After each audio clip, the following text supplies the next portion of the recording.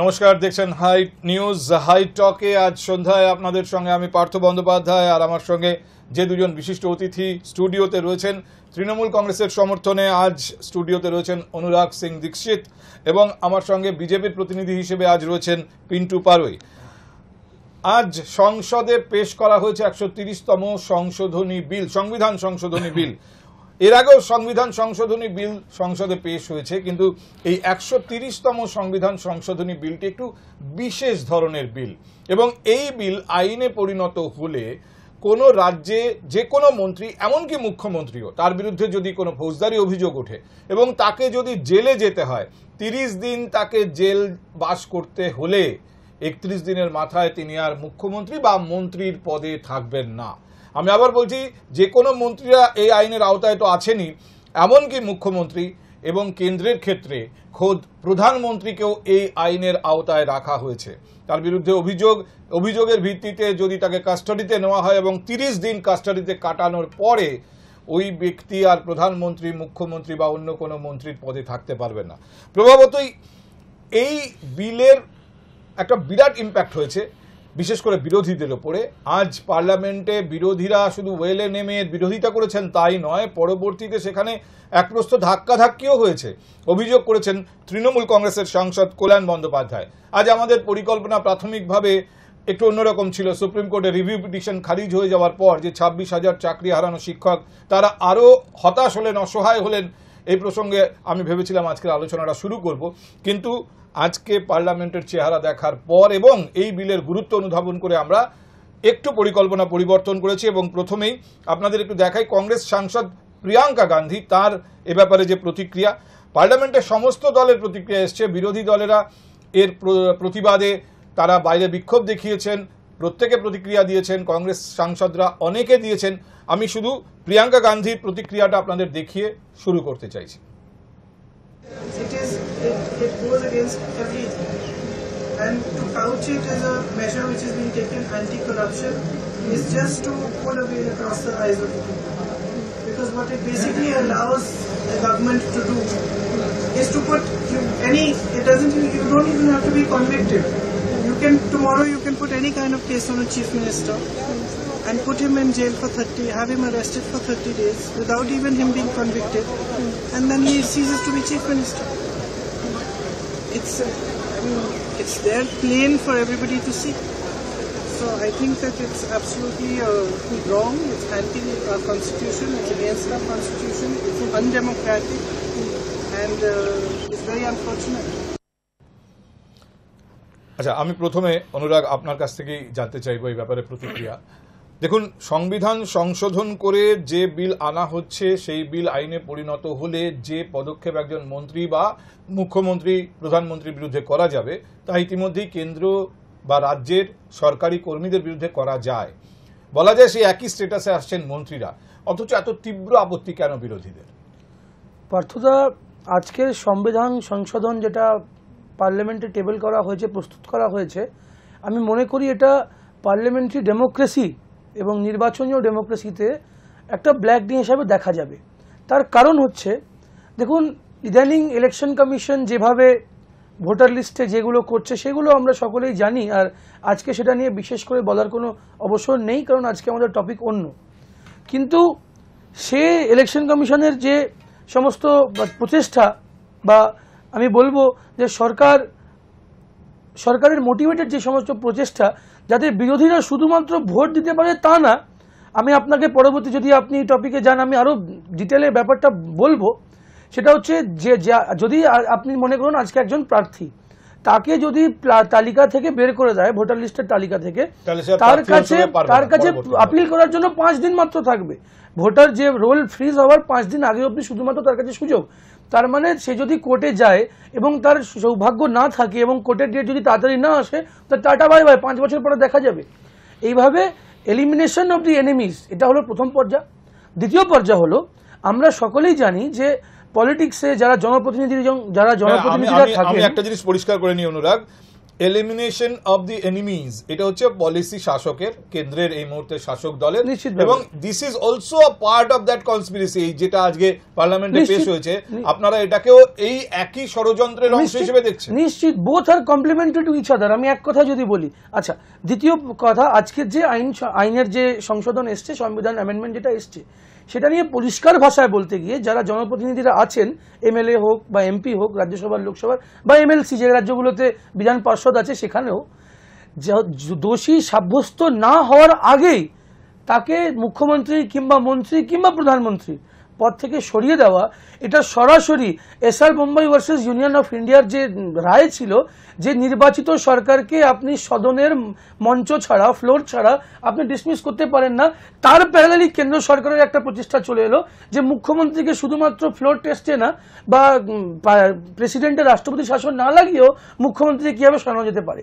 আমরা মনে করি এটা প্যারালাল একটা সরকারকে ফেলার, কারণ আপনি জানেন সরকারের প্রাণ হয় মুখ্যমন্ত্রী। পিন্টু বলুন। কিংবা আপনার পয়েন্ট ইজ ভেরি ক্লিয়ার। আমি এই পয়েন্টে আগে পিন্টু আপনার প্রতিক্রিয়া জানতে চাই। বিজেপির বিরুদ্ধে এর আগেও বারবার বিরোধীরা এই অভিযোগ করেছেন যে রাজনৈতিক মঞ্চে বিজেপি প্রতিদ্বন্দ্বীদের সঙ্গে, প্রতিযোগীদের সঙ্গে রাজনৈতিক লড়াইতে আসতে চাইছে না, তারা নানাভাবে কায়দা কানুন করে এই রাজ্যের এবং এই দেশের সমস্ত বিরোধী শক্তিকে দুর্বল করতে চাইছে, বিরোধী শক্তিকে সরিয়ে ফেলতে চাইছে। প্রধানমন্ত্রী নিজে কংগ্রেস মুক্ত ভারতের কথা তো বারবার এমনিই বলেন। প্রথমেই আমি মোদিজিকে ধন্যবাদ জানাই এই ঐতিহাসিক সময় উপযোগী একটা বিল মানুষকে উপহার দেওয়ার জন্য। ঐতিহাসিক অবধি ঠিক আছে, সময় উপযোগী, সময় উপযোগী পুরো। এই কারণেই সময় উপযোগী, অন্য কোনো রাজ্যে যেতে হবে না। এত ভয় কেন? সবথেকে বেশি বিজেপি শাসিত রাজ্য তো আমরা। কারো মুখ্যমন্ত্রিত্ব, কারো প্রধানমন্ত্রিত্ব, কারো মন্ত্রিত্ব যদি চলে যায় দুর্নীতির কারণে, যদি আমরা বেশি দুর্নীতি করি আমাদের যাবে, এত ভয় কেন? যদি বিরোধীরা যারা ক্ষমতায় আছে তারা যদি দুর্নীতি করে, দুর্নীতি হচ্ছে এটা খুব খুব রিলেটিভ টার্ম। আপনি কাকে দুর্নীতি বলবেন, এবং যেটাকে এমনি ভাবে দুর্নীতি বলে না মনে হলেও সরকারি কোনো এজেন্সি তদন্ত করে সেটাকে দুর্নীতি প্রমাণ করতে পারে।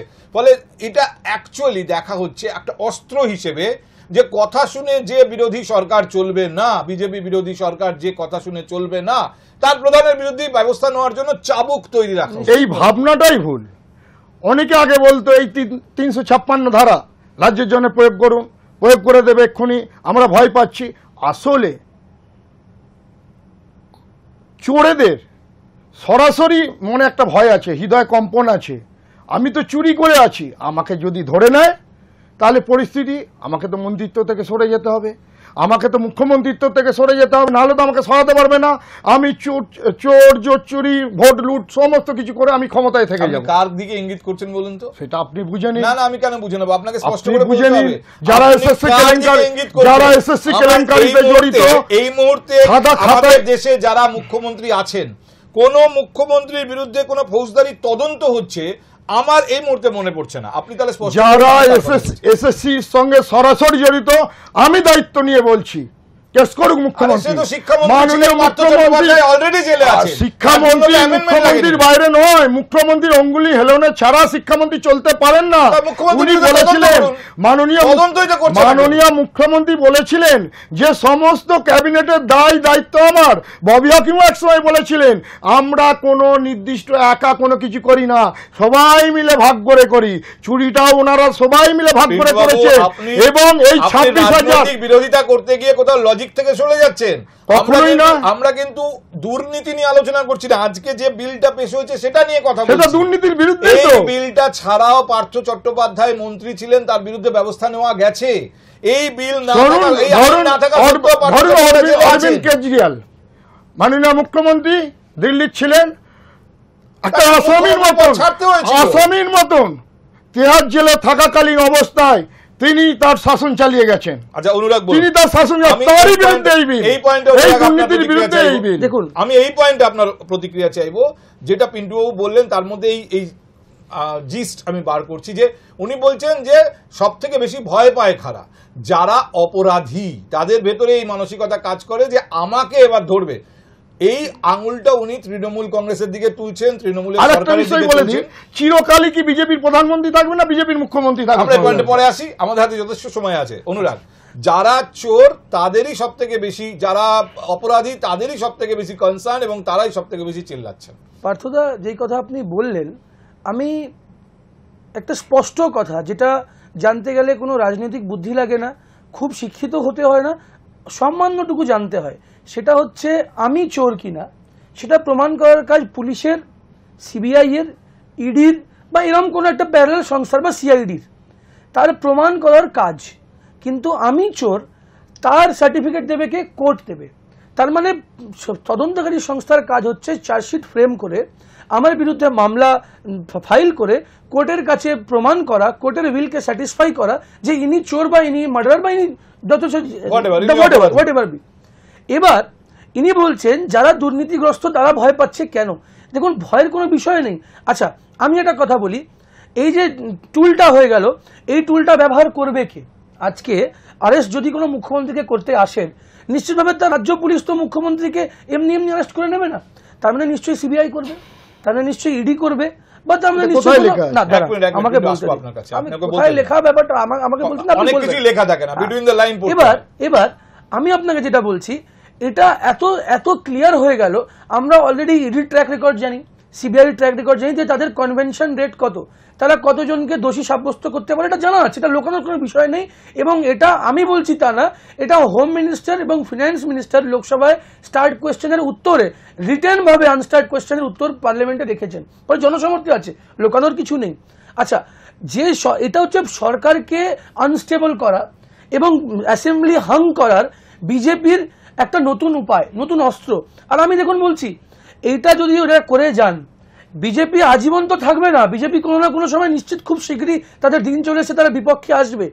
যদি আপনারা দেখুন এরকম, আচ্ছা বলতে দিন, তত ভয় মানে ততক্ষণ তো আপনারা লোকতন্ত্র থাকতে দেবেন না, মাঝখানে ইন্টারন্যাশনাল ডিবেট হবে না। চাচাতে আমিও পারি, আমি বলছি লোকতন্ত্রকে শেষ করে দিলে তো আর বিজেপিতে যাবেই না শাসন থেকে। যদি লোকতন্ত্রই না থাকে, ডেমোক্রেসি না থাকে, আপনারা ভোটার লিস্টে অলরেডি গোলমাল করছেন। আপনারা, আমি যখন অনুরাগকে সময় দিচ্ছি, অনুরাগের বলা শেষ হলে আমি আপনাকে বলবো, আপনি তখন বলবেন। তাহলে কি হবে, যারা দেখছেন তাদের কাছে দুজনেরই বক্তব্য সমানভাবে উপস্থাপিত হবে। মাঝখানে কথা বললে এবার সাধারণভাবে ওরা কারুরটাই শুনতে পাবে। এবার দেখুন, সবচেয়ে বড় এই যে এটা একটা আমি ভাবছি মানুষের সাথে যোগ করা হলো।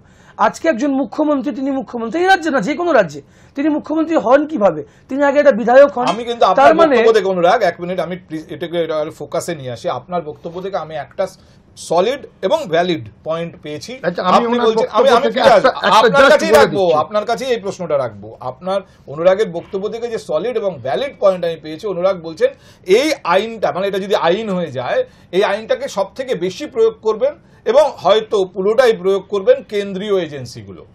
সিডি হতে পারে, ইডি হতে পারে, সিবিআই হতে পারে, কেন্দ্রীয় এজেন্সিগুলোকে ব্যবহার করে কেন্দ্রীয় সরকার, এবং সেক্ষেত্রে কেন্দ্রীয় সরকারের হাতেই এই অস্ত্রটা থাকে। সেটা হচ্ছে, দেখুন, এর আগে আমরা দেখেছি, এটা ভারতবর্ষের ট্রেন্ড, শুধুমাত্র পশ্চিমবঙ্গে কেন, পশ্চিমবঙ্গ না, সমস্ত রাজ্যে যার উপরে এরকম কোনো অভিযোগ থাকে, যারা কাস্টাডিতে যায়, সেটা এই রাজ্যে কেন, যে কোনো রাজ্যে, তাকে সার্বিকভাবে সে পার্টি থেকেই তার মন্ত্রিত্ব থেকে সরিয়ে দেওয়া হয়, কিন্তু জনপ্রতিনিধিত্ব থেকে সরানো হয় না। আজকে পার্থ চট্টোপাধ্যায় জেলে আছেন, তিনি মন্ত্রী না, তিনি দলের সদস্য না, কিন্তু তিনি বিধায়ক, কারণ তাকে তো তার বিধানসভার লোকজন জিতিয়েছে। এবার আমি বলছি তিনি দোষী কি তিনি দোষী না সেটা তদন্তকারী সংস্থা প্রমাণ করবে, কিন্তু আমি বলছি 30 দিন মাত্র, আপনি ধরুন, আপনি দেখবেন পার্থদা, আপনি খুব সিনিয়র জার্নালিস্ট, আপনি অনেক দিন ধরে সাংবাদিকতা করে এসছেন, জার্নালিজম করেছেন, এরম একাধিক প্রয়াস এর আগেও কংগ্রেস সরকারও করেছে। আমরা তাদেরকে সার্টিফিকেট দিচ্ছি না, তাদের বিরুদ্ধে আমাদের লড়াই আছে, কিন্তু এটাকে আরো দুকাঠি আগে নিয়ে যাচ্ছে বিজেপি সরকার, এবং মনে রাখবেন নিজের অস্ত্রতে নিজে মারা যাবে কোনো একদিন। সেটা তো পরে দেখা যাবে। কিন্তু অনুরাগ, আমি আপনার এই যে পয়েন্টটা আপনি বললেন না, যে একজন জনপ্রতিনিধি জনতার ভোটে নির্বাচিত হয়ে তিনি প্রথমে তো বিধায়ক বা সাংসদ হচ্ছেন, তারপরে দরকার হলে মন্ত্রী হচ্ছেন, তারপরে তিনি প্রধানমন্ত্রী, মুখ্যমন্ত্রী, এই ধরনের উচ্চ পদে যাচ্ছেন। কিন্তু এটাও ঠিক যে একজন মন্ত্রী হয়ে যাওয়ার পরে, বা মুখ্যমন্ত্রী প্রধানমন্ত্রী তো বটেই, তারা কিছু প্রিভিলেজ তাদের জন্য থাকে, তাদের কিছু বর্ম তৈরি হয়, যার জন্য আপনার দলের মন্ত্রী চন্দ্রনাথ সিনহার বিরুদ্ধে শুনানিটাই শুরু হতে পারছিল না, রাজ্যপালের অনুমতি আসার পরে তবে শুরু হচ্ছে। এই বর্মটা কিন্তু সব মন্ত্রীদের থাকে। এইটাকে ব্যবহার করে কেউ দুর্নীতি করছেন, এই আইন যদি হয় এই বর্মটা কিন্তু তিনি হারাবেন, 30 দিন জেলে থাকবেন, তারপরে তার আর মন্ত্রিত্ব বা জনপ্রতিনিধিত্বই থাকবে না, ফলে তখন তিনি সাধারণ অপরাধীদের মতো হয়ে যাবেন। এটা আমি এই আলোচনার টেবিলে দরকার হলে প্রথমে এখনই তুলছি না, আমি একটু পরে তুলব। কিন্তু যে পয়েন্টটা অনুরাগ বলেছেন ভ্যালিড এবং আমার মনে হয়েছে যথেষ্ট গুরুত্বপূর্ণ, এটা কেন্দ্রীয় এজেন্সিগুলির হাতে অস্ত্র তুলে দেওয়া।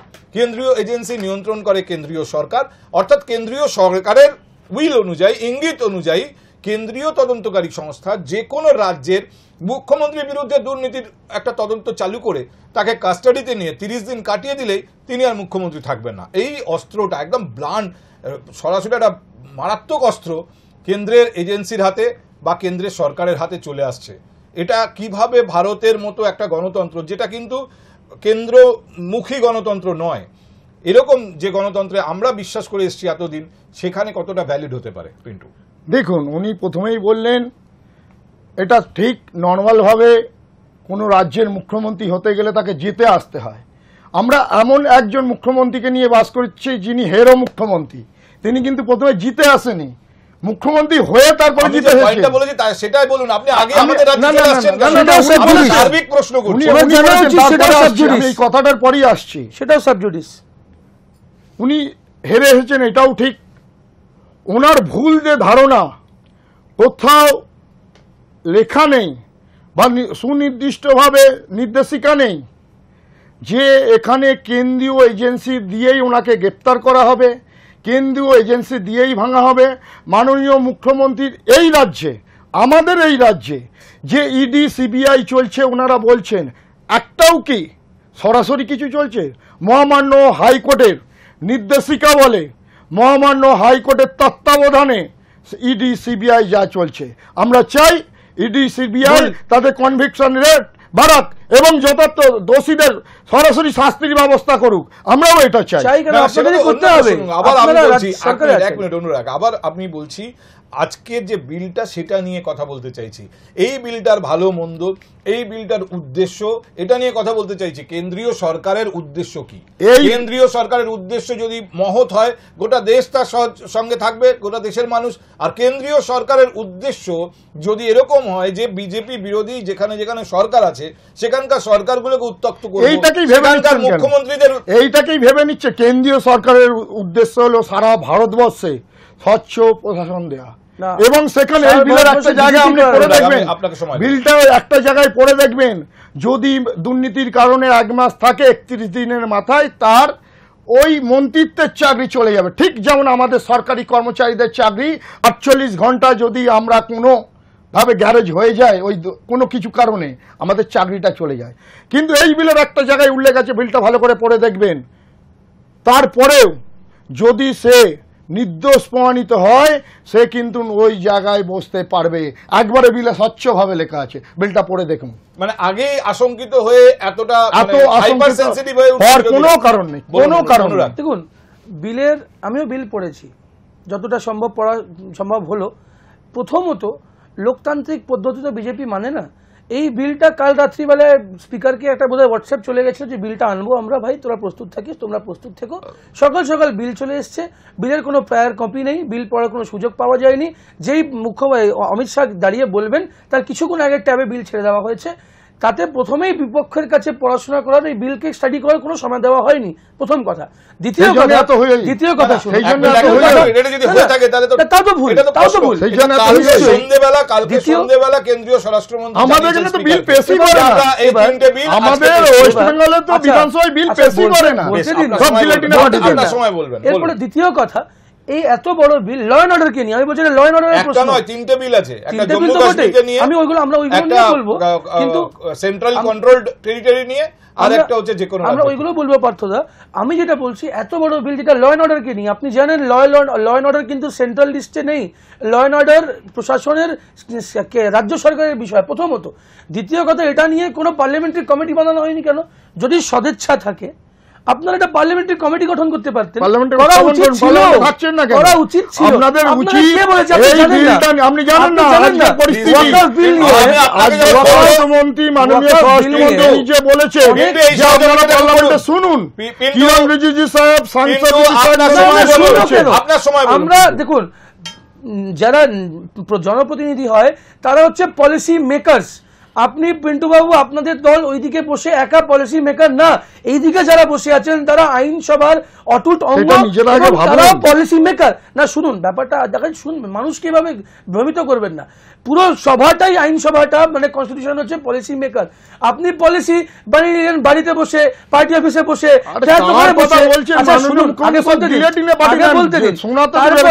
তারপরে আপনারা পার্লামেন্টে আনলেন, পার্লামেন্টে এনে তারপরে পার্লামেন্টে বলছেন এবার চর্চা বলতে পারেন। আপনি তো আইন বানানোর সুযোগ দেননি। আপনি এই প্রসঙ্গ তুললেন বলে কিন্তু আমি বলছি ডেমোক্রেসি নেই কেন? আমি রাজ্য বিধানসভায় বিজেপিকে এই নিয়ে প্রতিবাদ করতে দেখেছি যে বিল এরকম আচমকা আনা হয়েছে, আগে থেকে নোটিশ দেওয়া হয়নি, আমাদের কাছে বিলের কপি নেই, তার জন্য তাদেরকে নিষিদ্ধ পর্যন্ত করা হয়েছে তাদের আচরণের কারণে। আমাদের পশ্চিমবঙ্গ বিধানসভায় মাননীয় স্পিকার নিষিদ্ধ করেছেন আপনাদের বিধায়কদের। যে কথা তখন আপনারা এই রাজ্যের সরকারের বিরুদ্ধে বলছেন যে এরা গণতন্ত্র মানে না, আগে থেকে বিরোধীদের বিল দেওয়া হচ্ছে না, সেই একই কাজ কেন কেন্দ্রের বিজেপি সরকার করবে? এখানে একই অভিযোগ কেন তাদের বিরুদ্ধে উঠবে? এখানে বিল তো দিচ্ছেন এবং আলোচনার জন্য জায়গা রাখছেন, কিন্তু আপনি রাজ্য বিধানসভায় দেখতে পাচ্ছেন। আমি রাজ্য বিধানসভার কথা বলছি, আপনাদের এত আমি রাজ্য বিধানসভার পরিপ্রেক্ষিতে একই আচরণ কেন কেন্দ্রীয় সরকার? আমি একই আচরণ নয়, অনেক নিষ্ঠুর আচরণ রাজ্য বিধানসভায় হয়। মুখ্যমন্ত্রীর যে সমস্ত দপ্তর আছে, সে স্বরাষ্ট্র দপ্তর থেকে শুরু করে যে কোনো দপ্তর, ভূমি রাজস্ব দপ্তর থেকে কোনো বিল রাজ্য বিধানসভায় পাস হয় না, সব গিলেটিনে পাস করিয়ে দেয় এবং রাজ্যের বিরোধী দলনেতাকে কথাই বলতে দেওয়া হয় না। আমাদের এখানে বিল কেন্দ্রীয় স্বরাষ্ট্রমন্ত্রীর মুখে ছুঁড়ে মারা হয়েছে, আজকে তীব্র প্রতিবাদ জানাচ্ছি। বেশ করেছে, একদম এবং এই বিল আনার প্রয়োজন তো ছিল, মানুষের জন্য প্রয়োজন ছিল, আসবে। প্লিজ পিন্টু, কল্যাণ বন্দ্যোপাধ্যায়ের প্রতিক্রিয়াটা একটু দেখানো দরকার, কারণ তিনি অভিযোগ করেছেন যে বিজেপি সাংসদরা তৃণমূল কংগ্রেসের সাংসদদের গায়ে হাত তুলেছেন। শুনুন। और उसका हम लोग जब अमित शाह का सामने जब स्लोगन दे रहे थे उस टाइम बिट्टू एंड रिचू, वो लोग हमारे 2 एमपी लेडी एमपी, एक है शताब्दी राय और मिताली को, उसको उन दोनों को मारने के लिए आया है। क्या बोल रहे हैं आप? उनको मारने के? हाँ, बिट्टू एंड धक्का दिया, इसको धक्का दिया, देखो ना धक्का दिया, बिट्टू लेडी को धक्का दिया। हम लोग हमारा अंदर कोई ना बिल फाड़ा है, ठीक है, और दूसरा तो उसमें क्या है? हम तो स्लोगन दे रहे थे, सब जमींदारी जो है टीएमसी का जो जमींदारी है वो हम ले लेता है मेरा घाट पे, चलिए हम लेता है, हम फाड़ा कि नहीं फाड़ा वो कुछ नहीं बात है। ये अनकॉन्स्टिट्यूशन बिल है, ये बिल को हम लोग देखेंगे, हम असंवैधानिक बिल है और इसलिए वो हमारा 2 एमपी को गाय में हाथ दे देगा बिट्टू। अभी जो कांग्रेस छोड़ के उधर चला गया, किरण रिजिजू आके गांव में धक्का दे देगा, मान लो गए। বলুন এই অভিযোগ নিয়ে পিন্টু আপনার কি বলার আছে? সর্বৈব মিথ্যা বলছে যে উনি, আমার মনে হচ্ছে উনি ওনাকে ধাক্কা দিয়েছেন বা মেরেছেন বা মারতে উদ্যত হয়েছে, এরকম একটা অভিযোগ কথা বসাচ্ছেন। উনি কি বলেছেন উনি বলছেন সেটা তো শুনলেন। তো এই অবস্থায় জানি উনি ওয়েস্ট বেঙ্গলের কথাগুলো জানুন। কিরণ রিজিজুর বিরুদ্ধে মনে হলো, রিজিজু মানে হয়তো রিজিজুর কথাই বলছেন। কিরণ রিজিজু জি ধাক্কা মেরেছেন মহিলা সংসদে, কখনোই ওইটা সম্পূর্ণরূপে ভুল, উনি একটা ছবি দেখাতে পারবেন না। আপনি ছিলেন, উনি কারণ ভুল, আপনি বসেছিলেন, আপনি সেখানে বসে আছেন, তাহলে এই বিল নিয়ে আলোচনা করছেন কেন? আপনি সংসদে বসে আছেন না? আপনি আমাদের কাছে রিপোর্ট আছে, আমাদের কাছে রিপোর্ট আছে, এই ঢাকার পরিপ্রেক্ষিতেই বলছি, ওখানে ওই ঘটনা কোনো আসেনি, যেহেতু উনি পার্টি লাইন থেকে সাইড হয়ে গেছে, এখন অভিষেক দিদির কাছাকাছি আসতে হবে, উনি কখন কি বলেন উনি নিজেই জানে না, সেই কারণে এই অভিযোগ করে প্রচার আসতে চাইছেন, দিদির কাছে আসতে চাইছেন। বিজেপি কতটা মহিলাদের বিরোধী সেটা আমরা যে নারীদের যে রিজার্ভেশন বিল ছিল সেটা দিয়ে আমরা বুঝে গেছিলাম যে সেন্সাসের পরে দেখা যাবে, তার মানে 2029-এর পরে দেখা যাবে, মানে 10 বছর পরে। যদি তাদের সদিচ্ছা থাকতো তারা সে সময় করতো। ফলে বিজেপি নারী বিরোধী সেটা সবাই জানে, সেটা ওদের বিধানসভাতেও দেখা যায় যে কত বিজেপির তাই বলে এমএলএ আছে। সাংসদরা তাই বলে নিগৃহীত হবে। মহিলাদের বিজেপি আমাদের মহিলা এমপিদের বিজেপি টার্গেট করেছে। তারা চাইছে যে মহিলাদের আওয়াজ তারা থামিয়ে দিক, যাতে ওরা না বলতে পারেন প্রথম কথা। এই তো কদিন আগে উনি ওনার দলের মৃত্যু সম্বন্ধে কি বলেছিলেন সেটা জানুন, কে কাকে অপমান আমি করছেন। সব দ্বিতীয় কথা শুনুন, নিজেদের মধ্যে কিছুটা মনোবলিন্য মনোমালিন্য, এটা ওপেন মনোমালিন্য, একজন সাংসদ, কনফিউশন একজন থাকতে পারে। সাংসদ, জনপ্রতিনিধি, তার আবার নিজের বলে ব্যাপার আছে। আমরা তো মহারাষ্ট্রের বিজেপি এমপি গুলো তো এত নিজের নোংরা বলে ভাষায় ব্যাপার আছে। মারামারি করতে এবং গালাগাল করতে দেখলাম শুনেছি। কি অবস্থা, আমরা তো একটা ভিডিও মহিলা ছিল। সাংসদকে কি আপনারা ব্যবহার ভুলে করছে। যাচ্ছেন, বেশ, সেগুলো ভুলে যাওয়া দেখুন, হয়েছে। আমাদের একটা ছোট্ট বিরতি নিতে হবে। আমি আজ ইনফ্যাক্ট এই দিনটাকে মমতা বন্দ্যোপাধ্যায় ফেসবুকে কালো দিন বলে অভিহিত করেছেন।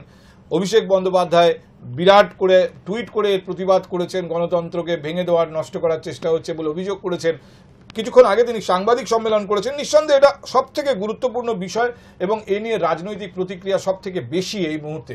ফলে এটা আমাদের আলোচনার শুরুতে ছিল। তবে একটা ছোট্ট বিজ্ঞাপন বিরতি নিয়ে ফিরে এসে আমি একটু এই টেবিলে তুলতে চাই রাজ্যের রিভিউ পিটিশন খারিজ হয়ে যাওয়া এবং ওই 26,000 শিক্ষকের যে এইটুকু যে শেষ আশা ছিল যে হয়তো সুপ্রিম কোর্ট একটা অন্যরকম কিছু রাস্তা বার করবে, সেই আশাও বিলীন হয়ে যাওয়ার পর ওই প্রসঙ্গ আমরা এই টেবিলে একবারের জন্য তুলিনি। আজই সেই প্রসঙ্গ তোলার সুযোগ রয়েছে। আমরা ফিরে আসছি ছোট্ট একটা বিজ্ঞাপন বিরতির পর।